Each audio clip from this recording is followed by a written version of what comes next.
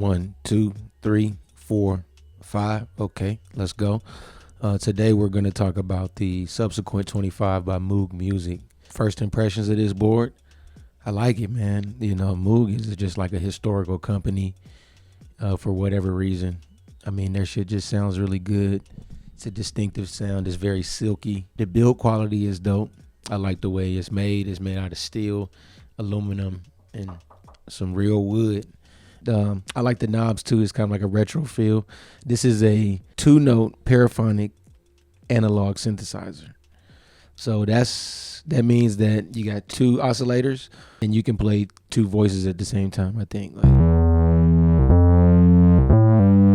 maybe it's dispatch. So you got 2 voices at the same time.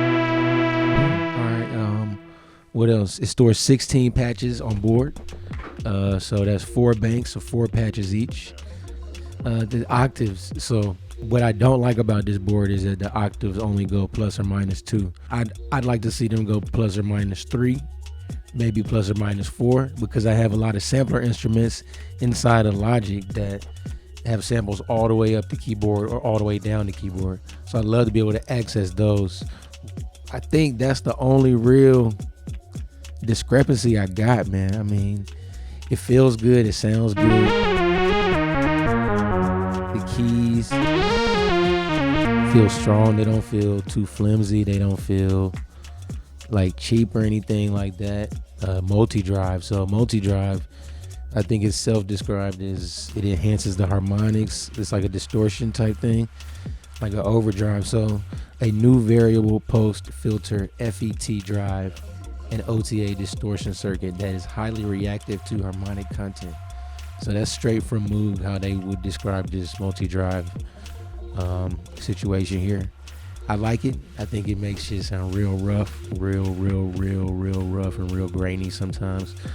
What else? Hidden features. So there's a lot of hidden features and even stuff where, you know, you can reach the global settings like change MIDI, and you get that mostly by hitting shift mode.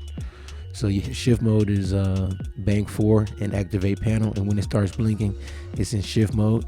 And when it's in shift mode, a lot of what's written on here means different. So I know these filter envelope ADSR knobs mean something different, and then also the amplifier ADSR means something different. These 2 keys set up like the envelope repeat for the amp, which, you know, you can create almost like a arpeggiator kind of thing, but just like repeating. So it's interesting. Maybe I'll go into detail on that maybe in a different video, but yeah, I like it. It is mono out. You know, that's cool. I don't really see myself using it stereo. Yeah, man, it's a dope synth. It's a really dope synth, man. It sounds really distinctive. It looks, you know, distinctive. You know, that Moog design looks like that, I think, for a reason. It's almost like their branding, man. That shit is like a retro futuristic vibe. Yeah, so shit, nothing left to do but play it.